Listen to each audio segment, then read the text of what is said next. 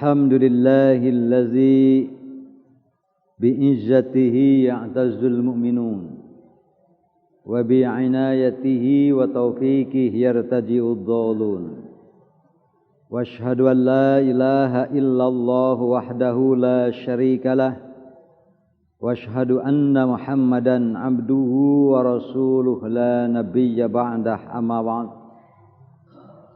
Walaqad qala Allahu azza wa jalla fi Qur'anihil Karim A'udzu billahi minasy syaithanir rajim minasy syaithanir rajim Falamma tara al-jam'ani qala ashabu Musa inna lamudrakun ma tara al-jam'ani qala ashabu Musa inna lamudrakun qala kalla inna ma'iya rabbi sayahdin lakalla inna ma'iya rabbi sayahdin fa'auhayna ila Musa an idrib bi'asaka al-bahr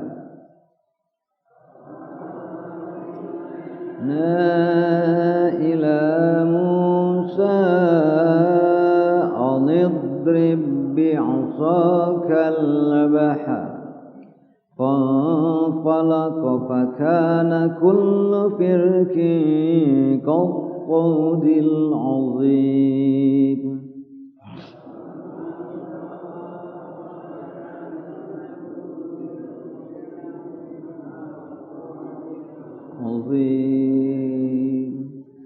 وأزلفنا ثم الآخرين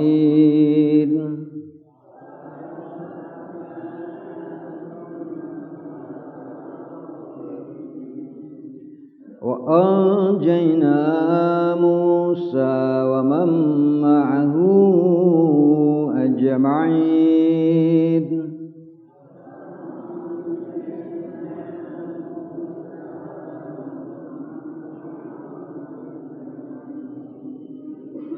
ثم أغرقنا الآخرين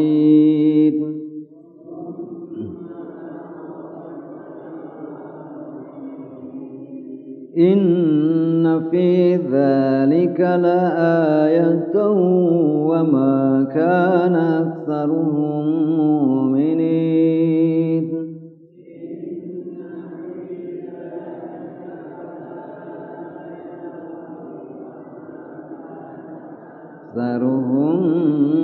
مؤمنين وإن ربك لهو العزيز الرحيم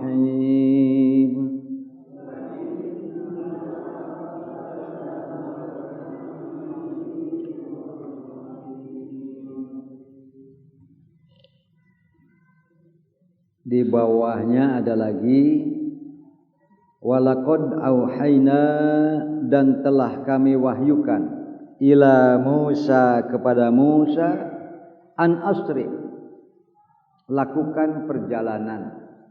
Jadi asra yusri, sara yasri, melakukan perjalanan di malam hari. Surat Al-Isra, gitu kan? Berarti satu surat tentang adanya perjalanan di malam hari yang dilakukan oleh Nabi Muhammad SAW dari Mekah ke Baitul Maqdis di Yerusalem di Palestina, melakukannya pada malam hari sehingga disebut Isra. Asra yusri Isra. Ini juga sama. Nabi Musa diperintahkan oleh Allah Subhanahu wa taala agar malam-malam itu semua saling memberitahu. Diketuk pintu-pintu siapa yang sudah beriman kepada Nabi Musa. Walaupun terdapat beberapa riwayat, ada yang mengatakan 200.000 ada. Jadi jamaah Nabi Musa yang saat itu siap bersedia untuk keluar pada malam hari, ada yang mengatakan 200.000. Tetapi yang mengejarnya 800.000. Itu riwayat-riwayat. Ada juga yang 80.000, tapi yang paling sedikit 60.000. Di antara yang paling dekat riwayat, di antaranya riwayat Ahmad bin Hanbal. Itu jamaah Nabi Musa yang saat itu berhasil keluar, meninggalkan Mesir, gitu kan, pusat kota Mesir, yang rajanya zalim luar biasa, si Fir'aun laknatullah gitu. Itu adalah 200.000 orang jamaah. Ya, dari berbagai lapisan umur. Ya kan, ada bapak-bapak, ibu-ibu, pemuda-pemudi, ada yang bawa anak dan sebagainya. Pada malam hari keluar bersama-sama. Bayangkan oleh ibu bapak kalau riwayat yang paling kuat itu 200.000 orang. Dipimpin oleh Nabi Musa dan kakaknya, yaitu Harun alaihissalam. Dengan satu orang muridnya lagi yang amat sangat setia, Yusha bin Nun. Ini nanti kalau dibaca di Taurat ada, dibaca di Injil ada, tentang peristiwa-peristiwa. Kalau dalam istilah Al-Quran atau para umat Islam menyebutnya dengan Qasasul Anbiya, kisah-kisah para nabi. Jadi kalau dari aspek kisah-kisah para nabi dengan Injil dengan Taurat banyak kesamaannya, walaupun ada perbedaan. Jadi kalau bapak-bapak baca Injil, karena saya kan punya juga ya, Taurat juga sengaja saya cari-cari. Hari Ustadz mada kudu sagala boga. Taurat saya baca, Injil saya baca, sehingga saya juga pernah diskusi dengan orang yang non Muslim. Kemudian akhirnya jadi belajar, ya alhamdulillah akhirnya masuk Islam. Belajar seminggu sekali, asalnya mah hanya ingin ngajak diskusi, wah saya senang diajak diskusi. Makanya saya baca juga yang disebut dengan kitab Injil. Begitu saya ceritakan di Quran tentang Musa, tentang Nabi Ibrahim, tentang Yakub, dan ada Pak. Ada.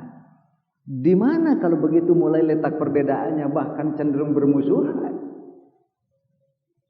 Karena di Quran dikatakan faba'u bighadabin ala ghadab. Karena dimulai dengan ketersinggungan,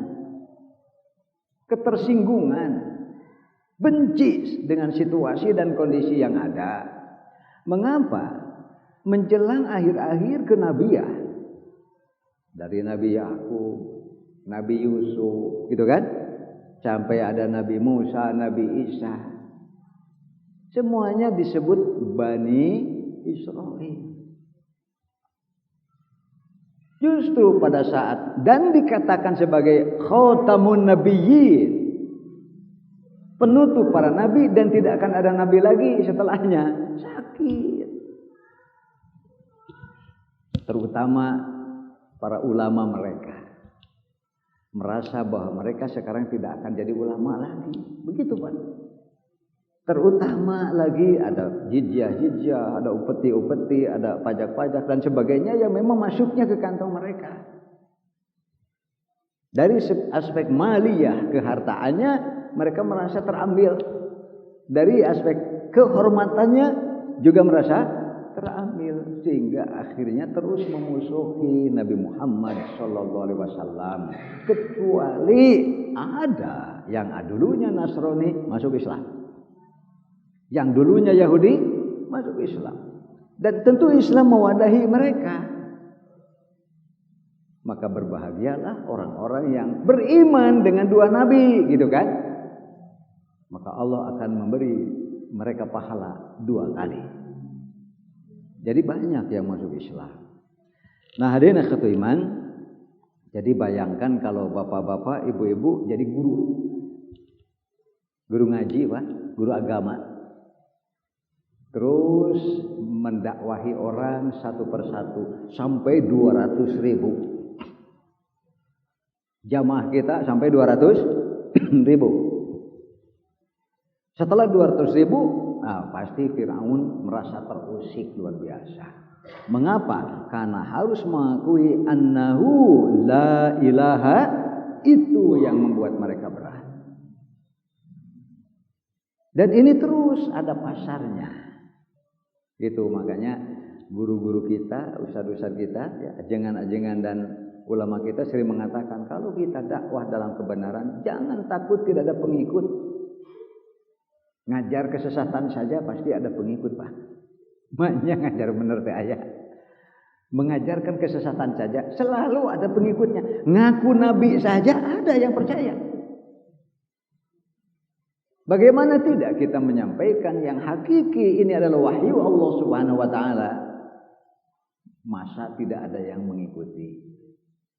Cuma tentu harus dengan sabar, tawakal, ud'u ila sabili rabbik bil mau'izatil hasanah wajadilhum billati hiya ahsan. Perlu kesabaran yang luar biasa. Buktinya apa? Nabi Musa dengan penuh ketawakalan, kesabaran berhasil. Nah, dalam riwayat Ahmad ini sampai 200.000 jamaah. Hasilnya luar biasa. Lalu karena tekanan makin zalim, makin keras, dan sekarang sudah terus dilakukan pembunuhan-pembunuhan, ya akhirnya Allah memerintahkan Nabi Musa. Nah, ini ayat yang di bawahnya dulu. Walaqad auhayna, dan sungguh telah kami wahyukan ila Musa, kepada Musa, an asri, untuk melakukan perjalanan di malam. Nah, jadi gerilya gitu, ke pintu-pintu dikasih tahu bahwa kita nanti begitu datang bulan, apabila terlihat bulan keluar, begitu nanti dalam riwayat. Kalau bulan sudah muncul, semua melakukan perjalanan bersama-sama dengan komando 3 orang. Nabi Musa, kakaknya Nabi Harun, dan juga murid setia. Walaupun nanti ada 2 riwayat. Ada riwayat yang mengatakan bahwa Yusha bin Nun adalah Nabi. Ada juga riwayat Yusha bin Nun itu adalah murid terdekat dan terpinter dan tersetia dari Nabi Musa. Kalau dinyatakan bahwa ya Nabi, berarti tidak ada di dalam Al-Quran dan tidak termasuk kepada 25 Nabi. Cuma masih di dalam riwayat Ahmad bin Hanbal ini disampaikan oleh Ibnu Abbas, di antara orang yang diizinkan oleh Allah dan diijabah doanya untuk menghentikan peredaran matahari, Yusha bin Nun. Singkat saja ceritanya, singkat. Jadi begitu Nabi Musa, kan Nabi Musa di Palestina. Hijrah dulu kan, sempat hijrah dulu. Setelah dikejar-kejar oleh Fir'aun. Kemudian beliau kembali lagi ke Mesir. Sampai Mesir itu makin banyak, mayoritas menjadi muslim, muridnya Nabi Musa. Nabi Musa ingin kembali lagi, tetapi di Palestina itu ternyata agamanya sudah kembali kepada agama nenek moyang.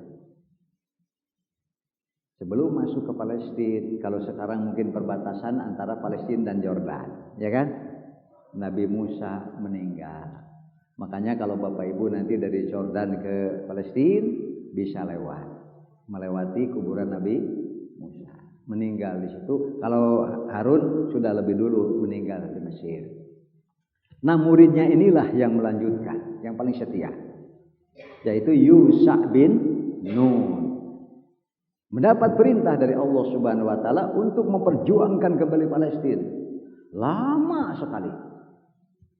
Sampai akhirnya tiba pada hari Jumat. Hari Jumat. Ternyata ini belum selesai. Mengepung Palestina untuk menguasai gitu kan. Lalu ia memohon kepada Allah. Ya Allah, hari Sabtu itu hari istirahat. Tidak boleh kerja, tidak boleh perang. Mohon diberi waktu lagi supaya kami bisa menyelesaikan apa yang sudah dimulai oleh Nabi Musa dan Nabi Harun, yang akhirnya Allah Subhanahu wa taala menghentikan laju matahari. Itu Pak, hadis riwayatnya di dalam riwayat Ahmad. Matahari berhenti, dilanjutkan kerjanya, baru setelah selesai tugas dan Palestina dikuasai, matahari jalan lagi, maghrib hari Sabtu istirahat. Itu Pak, itu hadisnya. Jadi di antara Makanya riwayat itu ada dua. Yusha bin Nun ini nabi, cuma tidak ada dan tidak termasuk ke 25. Gitu kan? Ada juga yang mengatakan dia bukan nabi tetapi diberi keistimewaan karena setianya kepada Nabi Musa dan terus melanjutkan sampai Palestina itu dikuasai. Ini perjalanannya nih. Kemudian an asri bi ibadi, lakukan perjalanan dengan hamba-hambaku, wadrib lahum tariqan fil bahr, buatlah bagi mereka jalan di laut yabisan yang kering dan bisa dilewati.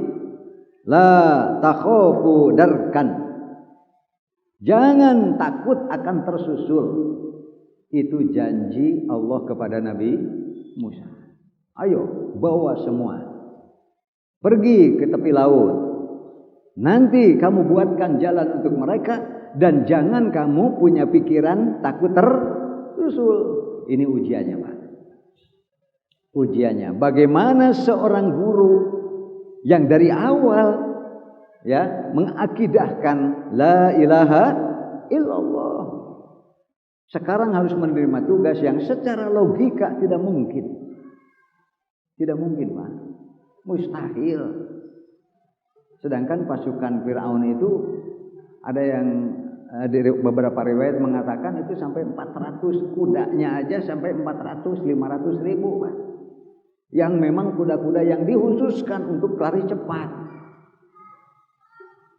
Jadi secara logika Musa kalau bukan karena iman yang murni dan bersih kepada Allah Subhanahu wa taala, mana mungkin berani mengambil resiko untuk membawa umat yang 200 ribu. Mungkin tidak umat 200 ribu. Ada yang tua, ada yang muda, ada ibu-ibu, ada bapak-bapak, ada melakukan perjalanan dengan cepat. Kalau dalam bahasa Sunda sagancang-gancang nage rombongan lombanya. Secepat-cepatnya juga rombongan yang banyak. Pasti mereka akan berjalan dengan amat sangat teratur rombongan. Sementara yang mengejar memang kuda-kuda terlatih, Pak. Sedangkan waktunya sampai terbit fajar. Berapa jam kurang lebih gitu kan? Mulai bulan muncul jam 7, jam 8 mungkin kan? Dan sudah mulai keluar. Karena apa? Karena kata Allah, keluarlah setelah melihat bulan terbit. Keluar semuanya. Ini janji Allah. Walaqad auhayna ila Musa, dan telah kami wahyukan kepada Musa, an asri bi ibadik, lakukan perjalanan malam hari dengan hamba-hambaku, wadrib lahum tariqan, buatlah untuk mereka jalan fil bahar, di laut yabisan kering jalannya. La takhafu darkan, jangan takut tersusul, wala takhsha, dan jangan ada rasa khawatir. Kemudian wa'atba'ahum Fir'aun, diikuti oleh pasukan Fir'aun bijunudihi, dengan bala tentaranya. Fagosyahum minal yammi ma gosyahum, setelah Fir'aun mereka mengejar, lalu mereka ditutup oleh laut yang menenggelamkan mereka. Wa dhalla Fir'aun qaumahu wa ma hada, ternyata Fir'aun telah berhasil menyesatkan kaumnya. Kenapa? Karena sesungguhnya Fir'aun sama sekali tidak mendapat petunjuk Allah Subhanahu wa taala. Ujung-ujungnya yang benar pasti ditolong Allah. Jadi kalau orang berprinsip begini, memang repot, memang susah, gitu kan? Memang kadang-kadang berat.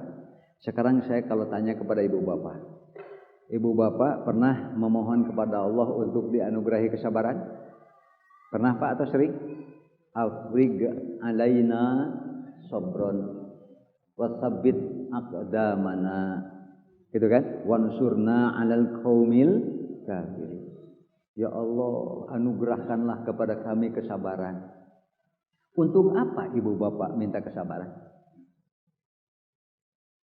Maka kalau ibu bapak diuji dengan satu yang berat, berarti ijabah doa ibu bapak minta kesabaran dijabah. Bisa dipaham, Pak? Bisa dipaham ya? Apa artinya kita memohon kesabaran kepada Allah tapi ujiannya tidak ada? Buat apa? Jadi kalau ibu bapak memohon kesabaran, Siap-siap. Bisa jadi diuji dengan sesuatu yang berat. Dabongan minta sabar. Karena sabar itu jadi tidak ada gunanya kalau tanpa ujian. Berarti kalau bapak, ibu diuji, doa bapak minta kesabaran dijabah. Ari geus kudu minta naon atunya? Apakah ibu bapak pernah bermohon kepada Allah agar diberi kekuatan? Pernah, Pak? Jadi jangan salahkan Allah kalau nanti Allah datangkan orang yang mempercayai kita bahwa kita kuat.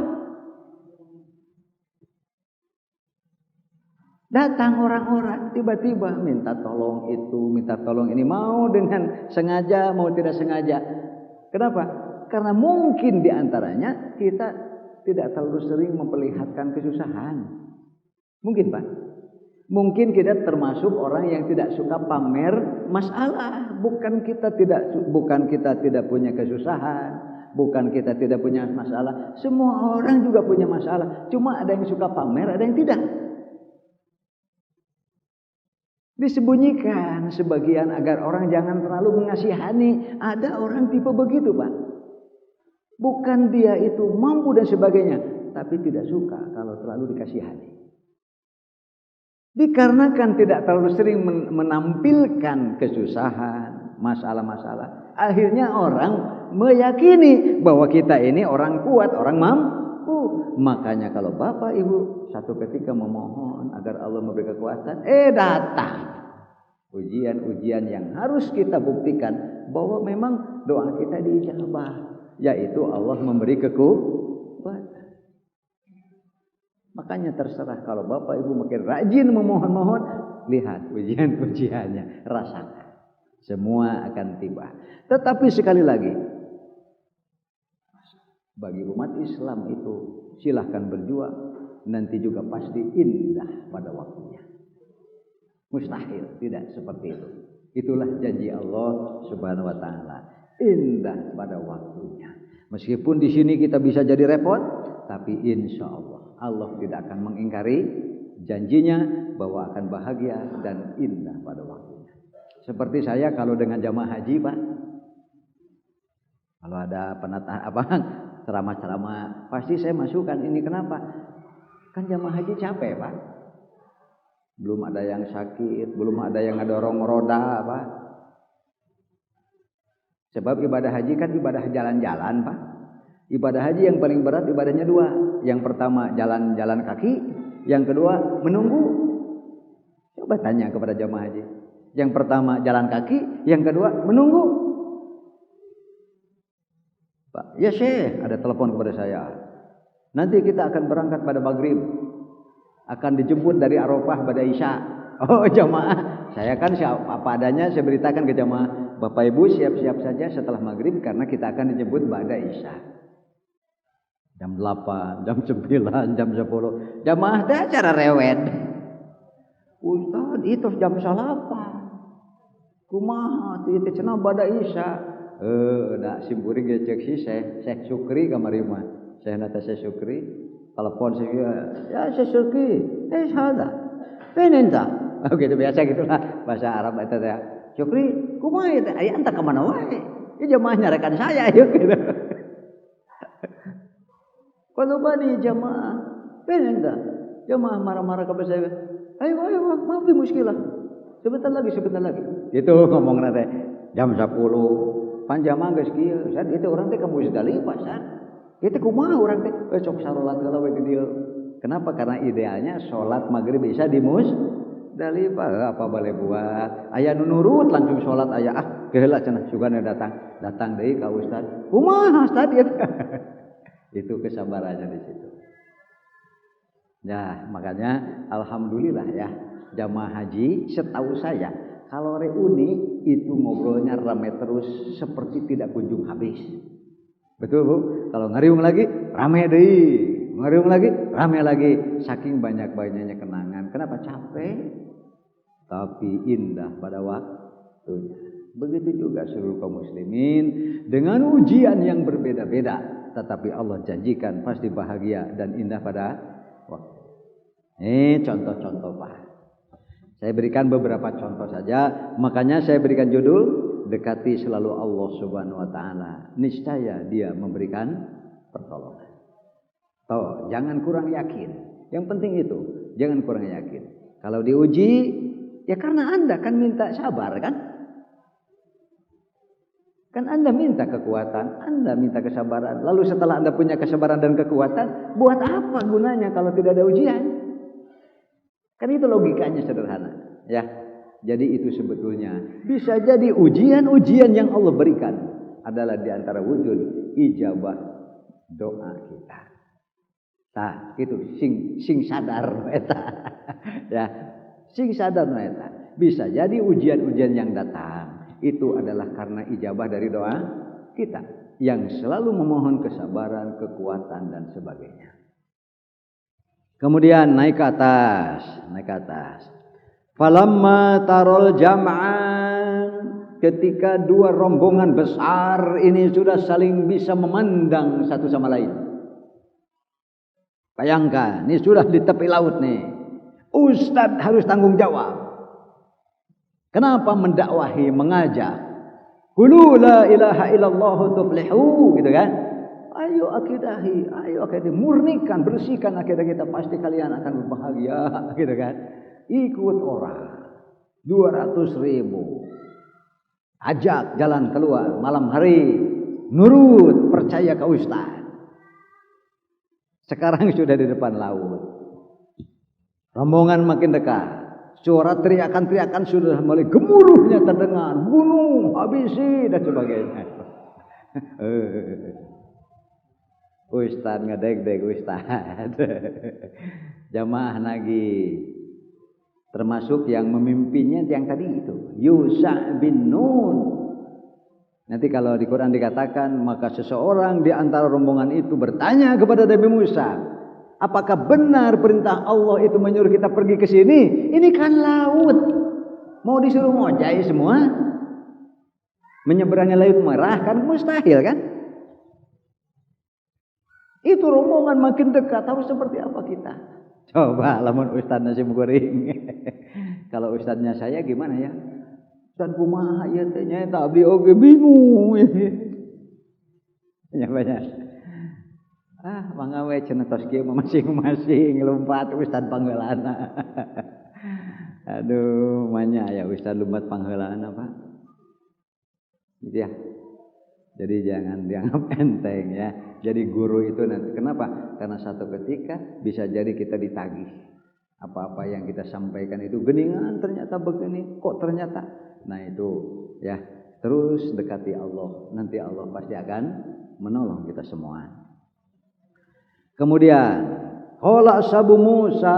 Nah diantaranya yang disebut dengan ashabu Musa ini diwakili oleh Yusha bin Nun itu kan. Gimana ini kita akan tersusul nih, itu rombongan makin dekat sementara kita sudah mentok. Nah, nanti ada doa yang mirip dengan yang diucapkan oleh Nabi Muhammad SAW. Kalau Nabi Muhammad namanya istighosah. Nah itu Pak. Jadi saya tulis saja di sini. Kalau Nabi Muhammad itu istighosah. Kalau tidak salah saya pernah membuat tahapan doa ya kan ya kemarin. Kan ada yang disebut dengan ad-du'a al-am. Gitu kan? Ya, ada ad-du'a yang ini umum-umum saja. Umpamanya kebutuhan yang tiba-tiba lalu kita memohon kepada Allah. Mau di jalan, mau di rumah, mau dimanapun. Itu doa-doa umum. Yang kedua kan ada ad-du'a, ya gitu kan? Al-khas. Kan ada dua yang khas kan? Khusus, baik khusus tempatnya, khusus waktunya, atau khusus ucapan-ucapannya. Kalau masih lebih berat lagi, bisa naik namanya al-istighosah.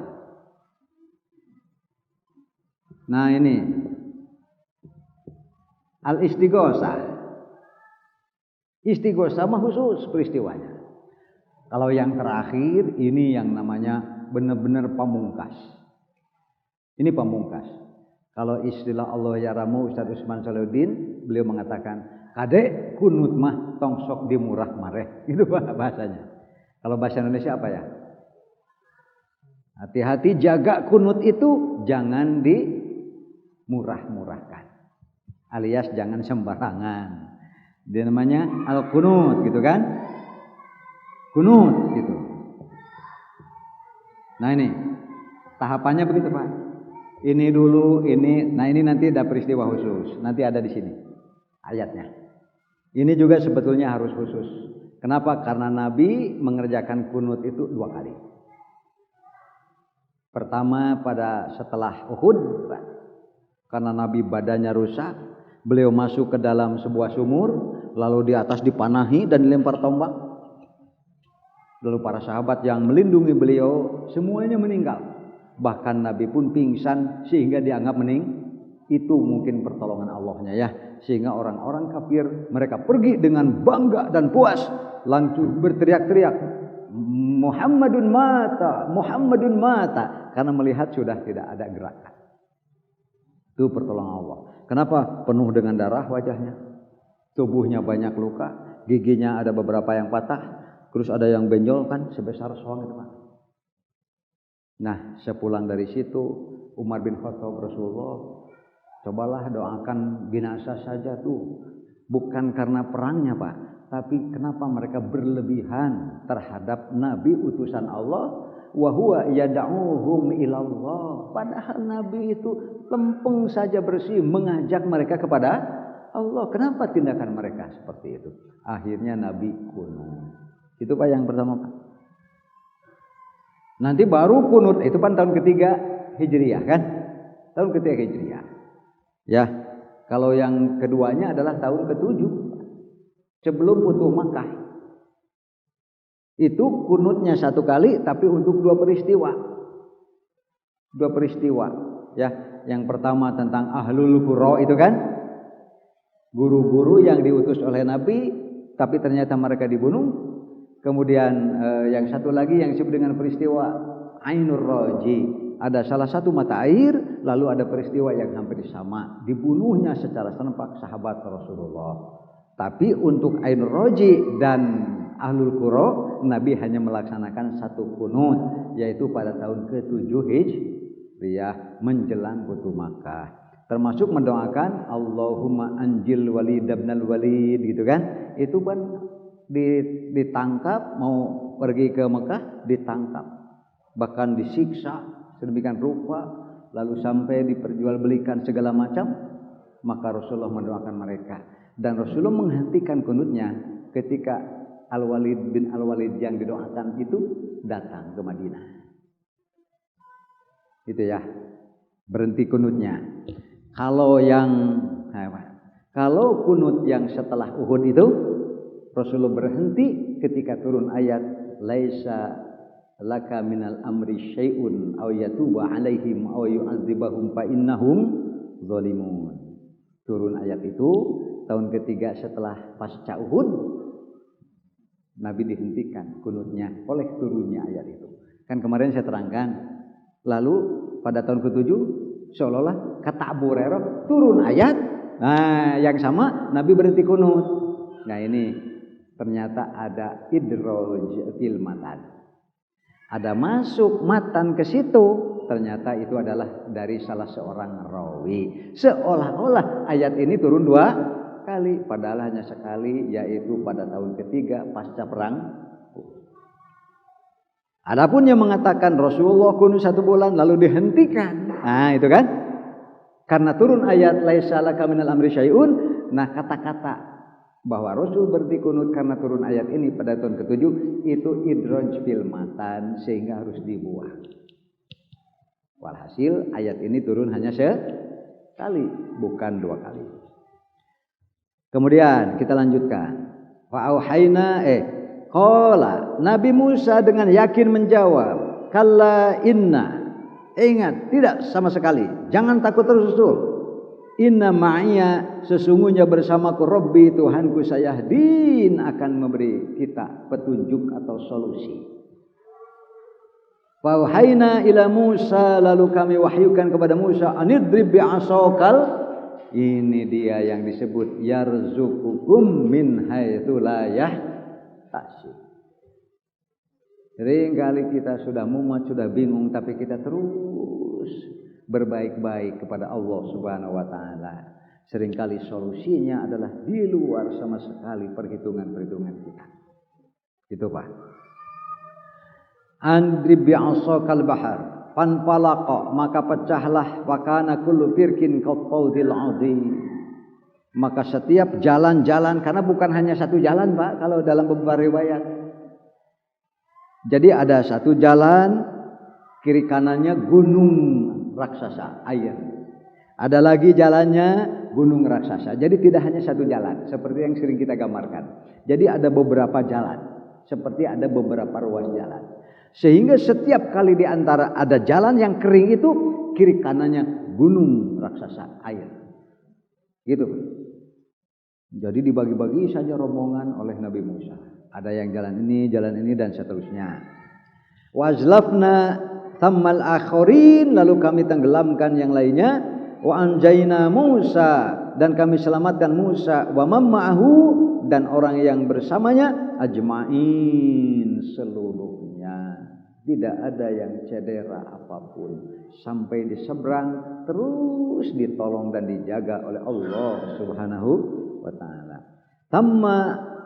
Thumma agroknal akhirin, lalu kami tenggelamkan semua. Fir'aun yang ratusan ribu itu Pak. Bahkan ada yang menyebut alfa alfin. Saya juga lagi mikir nih, apa mungkin ya zaman itu ada pasukan sejuta gitu Pak. Karena riwayat-riwayat beberapa mengatakan alfa alfin. Ada 1000 kali 1000 itu kan sejuta Pak ya. Seperti apa banyaknya ya yang mengejar Nabi Musa saat itu. Inna fi dzalika laayah, sesungguhnya dalam hal demikian ada petunjuk kekuasaan Allah atau mukjizat. Wa ma kana aktsarul mu'minin, tapi kebanyakan dari mereka tidak beriman. Wa inna rabbaka lahuwal azizur rahim, sesungguhnya Tuhanmu lah ialah yang maha gagah lagi maha penyayang. Selamat Nabi Musa, cuma waktu di laut Nabi Musa makin dekat, beliau memohon kepada Allah, Allahumma anjini ma wa'adaka, ya Allah penuhilah sekarang apa yang kau janjikan kepadaku.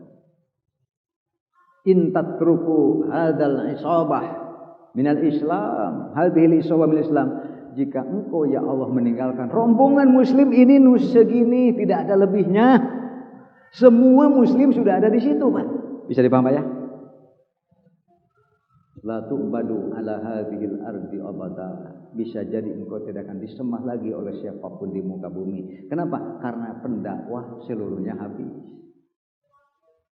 Idrib bi'asokal bahr. Cara seperti ini termasuk kepada, ya menurut saya yang dilakukan oleh Nabi Musa adalah istighosah. Istighosah adalah pemimpin besar, dia yang sendirian saja menghadap Allah. Biarkan yang lainnya menunggu atau berusaha. Istighosah. Beda dengan kunut. Kalau kunut itu adalah ketika kita didolim luar biasa dan kita tidak berdaya apapun. Kalau masih ada berdaya mah jangan. Nabi juga kalau perang mah kalah menang Pak. Bisa dipaham kan? Kalau soal perang mah kalah menang. Tapi ketika sudah tidak berdaya, masih saja terus didolimi, kunut. Gini. Ya kan namanya kunut nazilah. Hati-hati dengan kunut nazilah, karena banyak aturannya ribet. Apa ribet? Pertama syahron, 1 bulan. Anda harus tahu kapan sholat apa Anda mulai, ya kan? Setelah itu hitung 5 kali 1 bulan. 5 kali 1 bulan. Umpamanya harus terakhirnya duhur, dimulai itu harus duhur lagi, berarti duhur harus menjadi terakhir. Jangan lebih Pak, karena 1 bulan. Selain itu ada yang lebih memberatkan, yaitu adalah mutatabi'an. Ini Pak, ini yang beratnya Pak. Syarat kunut itu harus syahron mutatabi'an.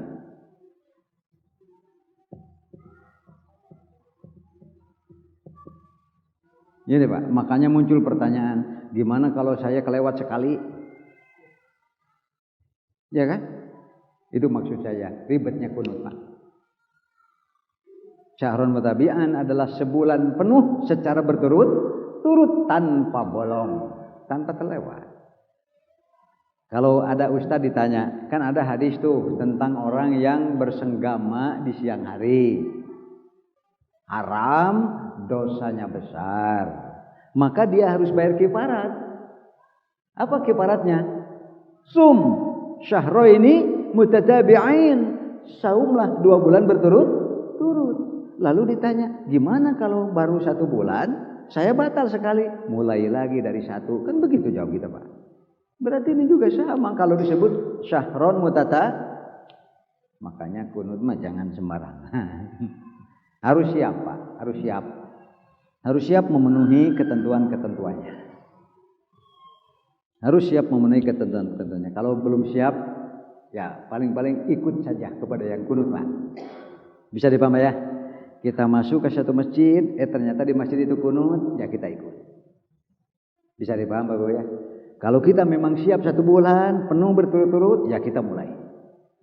Kalau tidak mulai, ya sudah ikut saja kepada yang kunut. Kalau memang kebetulan di jamaah tersebut kunut, itu malah lebih ringan, Pak ya.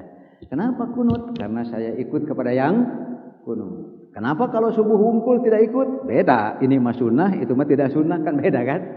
Bisa dipaham, Pak? Gitu. Kemudian sekarang Nabi Muhammad. In la tansuru, kalaupun kalian semua tidak menolong Nabi Muhammad, faqad nasarahullah, Allah telah menolong Nabi Muhammad. Kenapa? Karena ia tidak pernah menjauhi Allah Subhanahu wa ta'ala. Id akhrajahul ladzina kafaru, ketika dia diusir-usir orang-orang yang kafir. Tsaniyasnatain, walaupun hanya berdua saja. Maksudnya dengan Abu Bakar radhiyallahu anhu sengaja mengambil arah ke yang namanya arah ke laut lah gitu. Kemudian terus mengambil jalur yang mengarah ke Taif lah. Yang akhirnya tibalah di sini idhuma fil ghar, ketika keduanya berada di dalam gua. Idh yaqulu li sahibihi, ketika ia berkata kepada temannya Rasulullah kepada Abu Bakar, la tahzan, janganlah engkau bersedih, innallaha ma'ana, karena sesungguhnya Allah beserta kita. Apa peristiwanya? Abu Bakar, Rasulullah kelelahan, kakinya banyak yang melepuh, akhirnya tertidur di pangkuan di paha Abu Bakar. Dalam keadaan Rasulullah tidur, Abu Bakar menjaganya. Sebelumnya Abu Bakar masuk ke gua, lalu beliau yakini, sudah aman. Rasulullah aman, silakan mari kita masuk. Tidur di pangkuan Abu Bakar. Ternyata ada lubang, Pak. Di dalam gua itu yang tadi tidak terlihat, tidak terdeteksi oleh Abu Bakar. Mau muncul tuh semacam kalajengking yang berbisa, Pak. Akhirnya si lubang tersebut ditutup dengan jempol kaki Abu Bakar, disengat. Akhirnya menggigil dan bergetar. Dengan itulah Rasulullah terbangun. Nangis Abu Bakar, berlinang air mata. Kata Rasulullah, la tahzan, jangan sedih kamu. Kenapa harus sedih?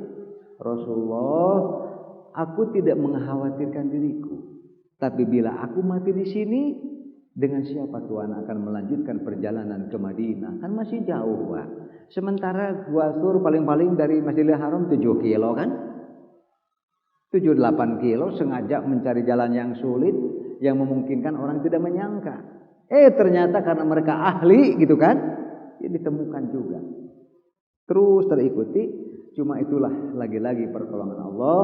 Abu Bakar sedang menangis dan menggigil, kemudian Rasulullah juga menghiburnya dengan kata-kata la tahzan, jangan sedih, innallaha ma'ana. Itu kaki-kaki musuh sudah kelihatan.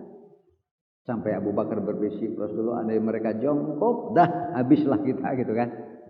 Itulah lagi-lagi pertolongan Allah. Yang dalam beberapa riwayat di situ ternyata ada al-ankabut atau sarang laba-laba. Akhirnya tersusul juga oleh ahli pelacak ya. Pelacak, Pak. Ditemukanlah pada saat itu Rasulullah sedang bersandar di sebuah batu. Kemudian pelacak itu datang dengan senjatanya yang terhunus. Dia naik kuda, ternyata di batu-batu itu si kaki kuda ngebelesek. Apa bahasa Indonesia ngebelesek? terperosok dan tidak bisa dicabut lagi. Ternyata seorang kafir percaya, Muhammad pasti ini perbuatan kamu. Katanya kamu tidak percaya. Kenapa sekarang menuduh saya? Sok, begini aja. Tolong saya supaya saya bisa pulang. Saya tidak akan beritakan bahwa saya bertemu dengan Anda. Dan nanti Anda kalau melanjutkan perjalanan, temui nanti di perjalanan ada kaum Anu, bilang, kamu itu teman saya. Nanti kamu akan diberi bekal, akan diberi unta gitu Pak. Ya itulah sekali lagi pertolongan Allah di luar apapun yang diduga oleh Nabi Muhammad SAW. Kok ada kaki kuda terperosok di atas batu-batuan yang keras gitu kan? Yang nggak bisa dicabut atau pasar aja yang dicor. Gitu kan ya. Pertolongan Allah Subhanahu wa taala. Fa anzalallahu sakinatahu alaihi, lalu Allah turunkan rasa tenang ke dalam hatinya. Wa ayyadahu, dan Allah menguatkan dia bijunudin, ini dia, dengan tentara-tentara yang mereka tidak melihatnya. Lam tar, kamu tidak melihatnya. Wa ja'ala kalimatal ladzina kafaru sufla, Allah jadikan kalimat orang kafir itu rendah. Wa kalimatullahi hiyal ulya, dan kalimat Allah itu adalah yang tinggi. Wallahu azizun hakim. Maka siapapun yang memperjuangkan agama Islam pasti akan indah dan berakhir bahagia. Karena niscaya di situ ada pertolongan Allah.